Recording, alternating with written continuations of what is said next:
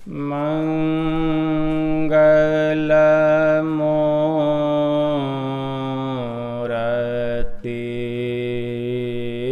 सतगुरु मिलवे सर्वाधार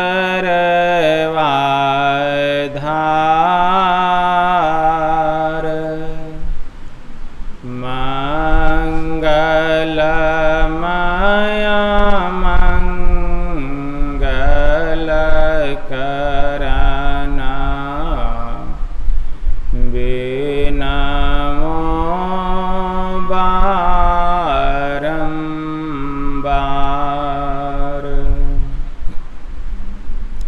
धन्य धन्य सतगुरु सुखद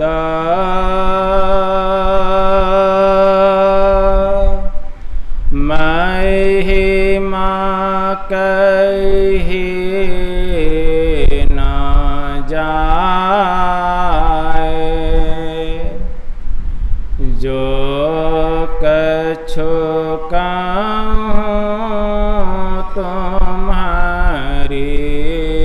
कृपा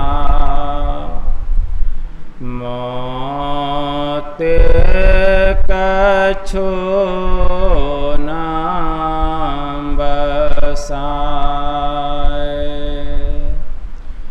मोते कछु नाम बसाए। श्री सद्गुरु महाराज की जय।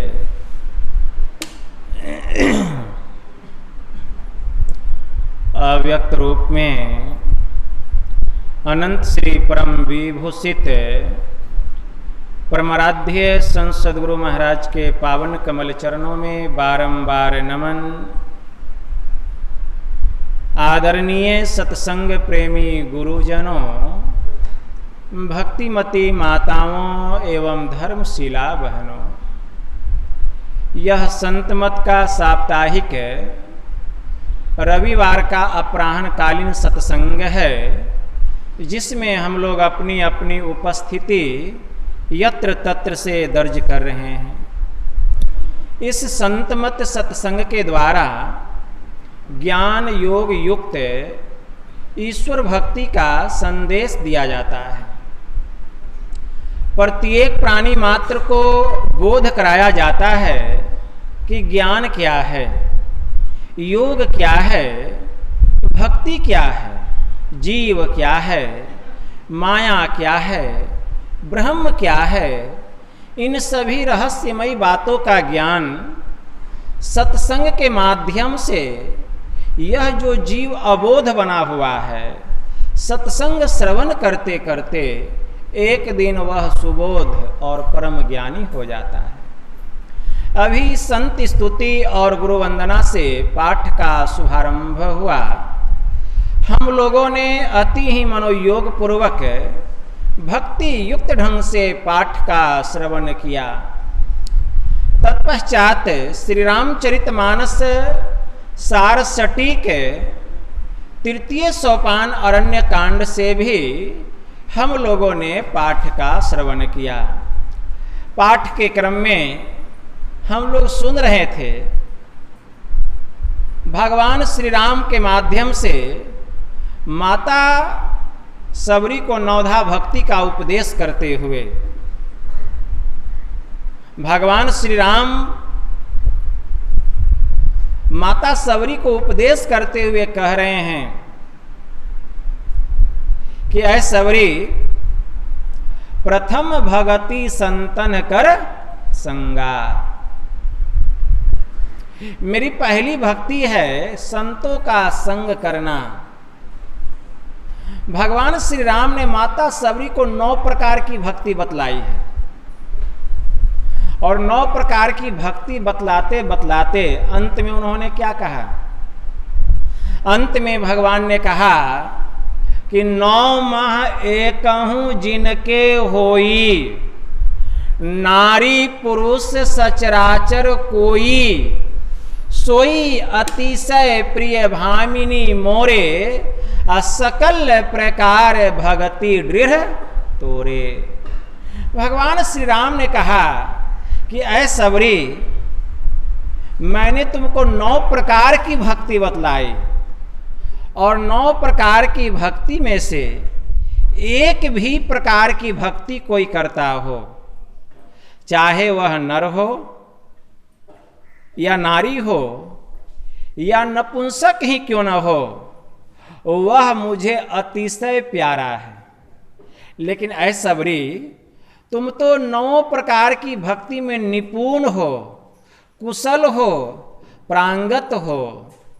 तो अब हम विचार करें, जब माता सबरी 9 प्रकार की भक्ति में निपुण थी, कुशल थी, प्रांगत थी, वह भक्ति के परम प्रकाष्ठा को प्राप्त कर चुकी थी, तो फिर भगवान श्री राम को माता सबरी को नवधा भक्ति का उपदेश करने की जरूरत क्या आन पड़ी, जबकि स्वयं भगवान ऐसा कह रहे हैं, सकल प्रकार भगति दृढ़ तोरे। ऐसा भगवान ने इसलिए कहा क्योंकि भगवान श्री राम ने माता सबरी को माध्यम बनाया और माध्यम बनाकर संसार के हम सभी प्राणियों को, हम सभी मानवों को उपदेश किया कि इस तरह से ईश्वर की भक्ति करनी चाहिए। किस तरह से? तो प्रथम भगति संतन कर संगा, दूसरी रति मम कथा प्रसंगा, गुरुपद पंकज सेवा तीसरी भगति अमान, चौथी मम गुण गण करई कपट तजिगान, मंत्र जाप मम दृढ़ विश्वासा, पंचम भजन सो वेद प्रकाशा, छठ दम शील विरति बहुकर्मा, निरत निरंतर सज्जन धर्मा, सातम सम मोहि मैं जग देखा, मोते संत अधिक करी लेखा, आठम जथा लाभ संतोषा, सपने हूँ नहीं देखई पर दोषा, नवम सरल सब छन छल हीना, मम भरोस हिये हरस न दीना। ये 9 प्रकार की भक्ति भगवान ने माता सबरी को बतलाई।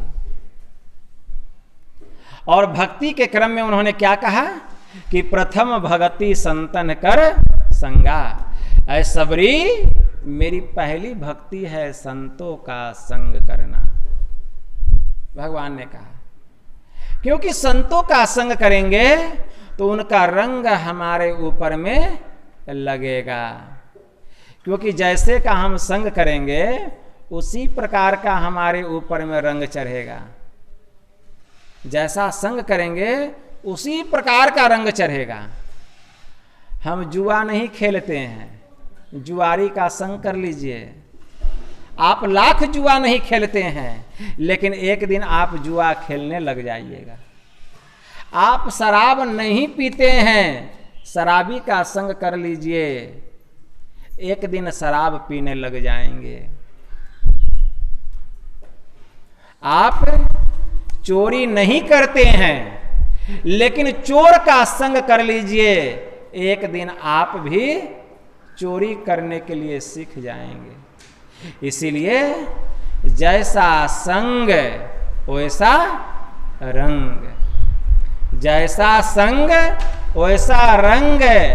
ज्ञान बढ़े गुणवान के संगति, ध्यान बढ़े तपसी संग किन्हे, मोह बढ़े परिवार के संगति, लोभ बढ़े धन में चित दिन्हे, क्रोध बढ़े नर मूढ़ के संगति, अकाम बढ़े त्रिया संग किन्हे, ज्ञान विचार विवेक बढ़े, कभी दिन सुसज्जन संगति किन्हे, ज्ञान घटे नर मूढ़ के संगति, ध्यान घटे चित विषय भरमाही, तेज घटे पर नारी के संगति, बुद्धि घटे बहु भोजन खाए, प्रेम घटे नित ही कुछ मांगत, मान घटे नित पर घर जाए, कह दयाल सुन रे मन मूरख है, अरे पाप घटे हरि के गुण गाए। संत दीनदयाल जी महाराज की वाणी में आया कि जिस प्रकार का हम संग करेंगे उसी प्रकार का हमारे ऊपर में रंग चढ़ेगा। ज्ञान बढ़े गुणवान के संगति, अगर गुणी लोगों का संग करेंगे तो हमारे भीतर का ज्ञान बढ़ जाएगा, ज्ञान बढ़ जाएगा। ज्ञान बढ़े गुणवान के संगति, ध्यान बढ़े तपस्वी संग किन्हे। अगर तपस्वी का संग करेंगे, साधक का संग करेंगे, धीरे धीरे हमारा ध्यान बढ़ जाएगा। इसीलिए कहा गया है कि सामूहिक ध्यानाभ्यास करना चाहिए। सामूहिक ध्यानाभ्यास में तपस्वी लोग बैठ करके ध्यान करते हैं, उन तपस्वी के साथ बैठ करके हम ध्यान करेंगे। अगर 15 मिनट हम ध्यान पर बैठते हैं तो उनके संग अगर बैठेंगे तो जरूर आधा घंटा, 15 मिनट और समय बढ़ जाएगा। अगर आधा घंटा करते हैं तो 1 घंटा बढ़ जाएगा। तो ध्यान बढ़े तपस्वी संग किन्हे, मोह बढ़े परिवार के संगति। बहुत अधिक अगर परिवार का संग करेंगे तो हमारे भीतर का मोह परिवार के प्रति बढ़ जाएगा। लोभ बढ़े धन में चित दिन्हे, अगर 99 के फेरे में मन को लगा करके रखेंगे मोह बढ़ जाएगा। क्रोध बढ़े नर मूर्ख के संगति, मूर्ख लोगों का संग करेंगे तो क्रोध बढ़ जाएगा। काम बढ़े त्रिया संग किन्हे, अगर त्रिया का संग करेंगे, स्त्री का संग करेंगे, हमारे भीतर की कामना चाहना बढ़ जाएगी। ज्ञान घटे नर मूर्ख के संगति, मूर्ख लोगों का संग करेंगे ज्ञान घट जाएगा। ध्यान घटे चित्त विषय भरमाही, अगर अपने चित्त को हमेशा विषयों में रूप रस गंध स्पर्श और शब्द में लगा करके रखेंगे तो हमारा ध्यान घट जाएगा। तेज घटे पर नारी के संगति, अगर हम पर स्त्री का संग करेंगे हमारे चेहरे का जो तेज है वह समाप्त हो जाएगी। भगवान महावीर बड़े उच्च कोटि के महापुरुष थे। उन्होंने अपनी वाणी में कहा, आत्मशोधक पुरुषों के लिए शरीर का श्रृंगार, पौष्टिक स्वादिष्ट भोजन, आत्मशोधक पुरुषों के लिए शरीर का श्रृंगार, स्त्री पुरुषों का संसर्ग और पौष्टिक स्वादिष्ट भोजन, ये सब ताल पुट्टे विष के समान महान भयंकर है। जो व्यक्ति निष्कपट होता है उसी की आत्मा शुद्ध होती है, और जिसकी आत्मा शुद्ध होती है उसी के पास धर्म ठहर सकता है। जैसे घी से सिंची हुई अग्नि पूर्ण प्रकाश को प्राप्त करती है, ठीक वैसे ही जो सरल और शुद्ध साधक होता है एक दिन वही साधना करते करते परम निर्वाण पद को प्राप्त कर लेता है। भगवान बुद्ध ने कहा, ऐ भिक्षुओं ध्यान कर, ध्यान कर, कहीं बेपरवाही के बदले तुझे नरक में आग का धधकता हुआ गोला मुंह में न निगलना पड़े, और जलते समय चिल्लाकर यह न कहना पड़े कि हाय यह दुख है। अरे ज्ञान बिना ध्यान नहीं, और ध्यान बिना ज्ञान नहीं है। जिसके पास ज्ञान और ध्यान दोनों है वही तो निर्वाण के समीप है। और उन्होंने यह गाथा कही, नथी झानम अपयस पैया, नथी औझायतो यम ही झान अच पैया, च सवे निब्बान संति के। कि प्रज्ञा विहीन को ध्यान नहीं होता, ध्यान नहीं करने वाले को ज्ञान नहीं होता। जिसमें ज्ञान और ध्यान दोनों है वही तो निर्वाण के समीप है। मतलब ज्ञान भी चाहिए और ध्यान भी चाहिए। ज्ञान और ध्यान दोनों की आवश्यकता है। भगवान श्री राम माता सबरी से कहते हैं, प्रथम भक्ति संतन कर संगा। मेरी पहली भक्ति है संतों का संग करना। अगर संतों का संग करेंगे तो रंग लग जाएगा। लेकिन वास्तव में भगवान ने तो कह दिया कि प्रथम भक्ति संतन कर संगा। यह बात भगवान ने माता सबरी को कह दिया कि प्रथम भक्ति संतन कर संगा। लेकिन वास्तव में संत का संग होना चाहिए, तब कल्याण होगा, तब परमात्मा की प्रथम भक्ति की प्राप्ति होगी। तो हमको जानना चाहिए कि संत कौन, संत किसे कहते हैं। सब संत नहीं होते हैं। परम संत बाबा देवी साहब की वाणी में आया,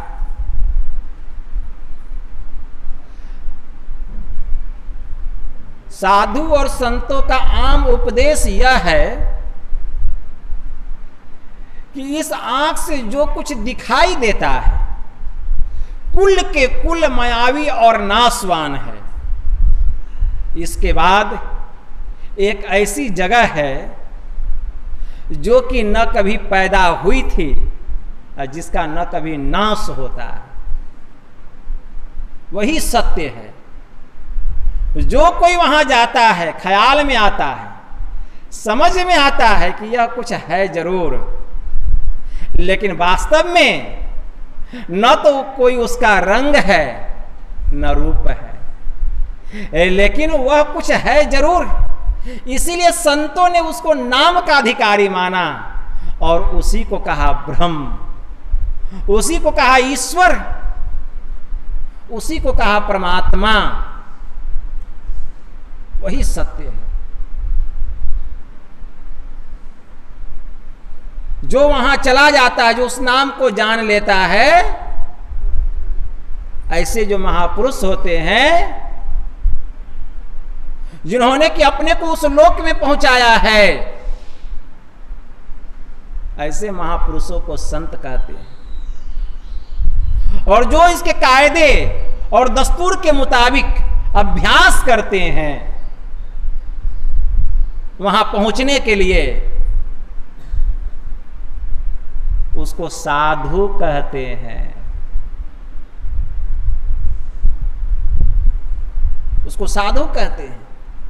और जिन्होंने कि अपने को उस लोक में पहुंचा लिया है, जो उस दशा को प्राप्त कर लिए हैं, जिसकी सूरत उस नाम में समा गई है, जो उस नामी का ज्ञान प्राप्त कर लिया है, ऐसे जो महापुरुष होते हैं, ऐसे महापुरुषों को संत कहते हैं। और जो उसके कायदे और दस्तूर के मुताबिक अभ्यास करते हैं उसको साधु कहते हैं। तो ऐसे जो संत होते हैं जिन्होंने कि अपने को उस लोक में पहुंचा लिया है, जो परम निर्वाण पद को प्राप्त कर लिए हैं, जिन्होंने उस नामी का ज्ञान प्राप्त कर लिया है, ऐसे महापुरुषों का संग करना यही है प्रथम भक्ति। लेकिन ऐसे महापुरुषों की पहचान हो सकती है क्या? किन्हीं के पास ऐसी दृष्टि है जो कि जान लेंगे कि इन्होंने उस अवस्था को प्राप्त कर लिया है, उस ब्रह्म को जान लिया है, नामी का ज्ञान प्राप्त कर लिया है। ऐसी दृष्टि हमारे पास नहीं है। अगर ऐसे संत मिल भी जाते हैं तो दुर्भाग्य है कि हम उसको पहचान नहीं पाते। बाबा कबीर ने कहा, अरे फूटी आंख विवेक की, सूझे न संत असंत, जाके साथ 10-20 है, ताको नाम महंत। उसकी विवेक की आंख फूट गई है। जिसके साथ हम देख लेते हैं 10-20 चेला चटिया है, 10-20 गाड़ी है, खूब गाजे बाजे के साथ जो आ रहे हैं, हम सोचते हैं कि वे बहुत बड़े महंत हैं। तो बाबा कबीर ने कहा कि उसकी विवेक की आंख क्या है? फूट गई है। विवेक की आंख नहीं है। वास्तव में संत कैसे होते हैं, साधु कैसे होते हैं, फकीर कैसे होते हैं? उदर समाता अन्न ले, तनहि समाता चीर, अरे अधिका संग्रह न करे, ताका नाम फकीर। हम लोग फकीर एक अक्षर है, एक शब्द है। जब हम फकीर लिखते हैं फारसी भाषा में, कैसे लिखते हैं? सबसे पहले लिखते हैं फे, उसके बाद लिखते हैं काफ, उसके बाद लिखते हैं ये, तब रे, तब हुआ फकीर। फे का अर्थ फाका, मतलब उपवास, मतलब उप का अर्थ होता है समीप, परमात्मा के सबसे समीप आसन लगाना। जो फकीर होते हैं वे परमात्मा के सबसे समीप होते हैं।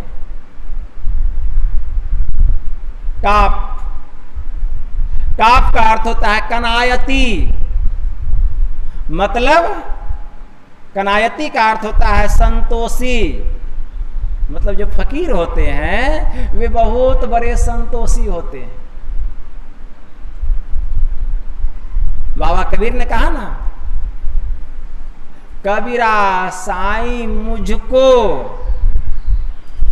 रूखी रोटी दई, चुपरी मांगत मैं डरूं, कहीं सूखी छिन न लई।